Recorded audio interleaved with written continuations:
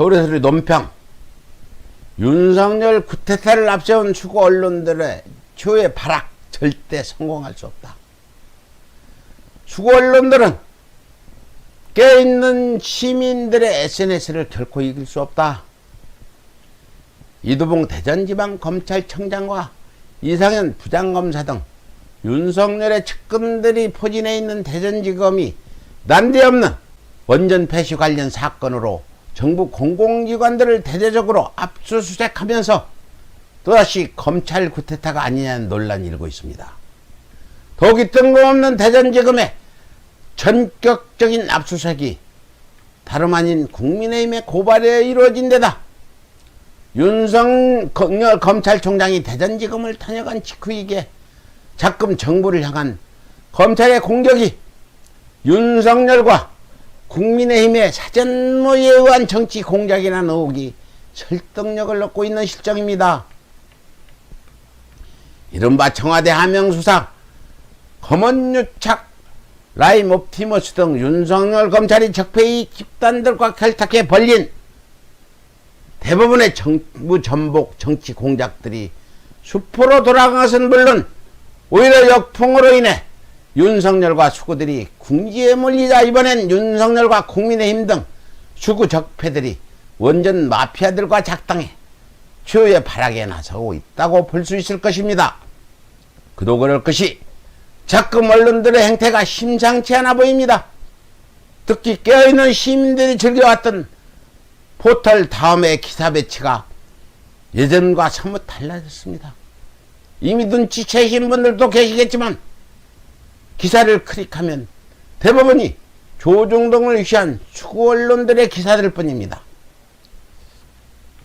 지난 수년간 수구 언론들이 작당을 하고 정부 여당을 비난하는 보도들을 본물 터지듯 쏟아냈음에도 불구하고 문재인 정부를 떠받쳐온 민지 시민들의 적극적인 지지가 수그러들지 않자 이제 아예 포털을 다음을 통째로 수구 언론들의 비난 보도로 도배해서라도 콘크리트 지지율을 깨트려 보겠다는 것입니다. 더군다나 SBS 같은 경우는 발악을 해대는 것이 더욱 가관입니다. SBS는 창사 30주년 특집 그것이 알고 싶다 청와대의 UFO 1976년 편에서 UFO라는 미끼로 시청자들을 유혹한 후에 교활하고 악의적인 편집으로 한다는 것이 결국 현 문재인 정부를 비난하는 것이었습니다. 이처럼 방송사가 정치와 무관한 프로그램조차도 정치 공작에 동원했던 것은 비단 지금뿐만은 아니었습니다. 2012년 대선을 앞두고 방영되었던 인기 드라마 빛과 그림자에서는 은연중에 박정희를 찬양하는 대사들이 등장하면서 수구 세력의 박근혜 인기몰이에 일조하기도 했습니다. 이렇듯 SBS를 비롯한 종편들의 편파적인 뉴스 보도도 모자라 교양 프로그램과 드라마까지도 동원한 정치 공작들은 대선이 다가오면 다가올수록 더욱 기승을 부릴 수밖에 없을 것이며 네티즌들의 클릭을 유도하는 조중동의 제목 장사 또한 더욱 교란해질 것입니다.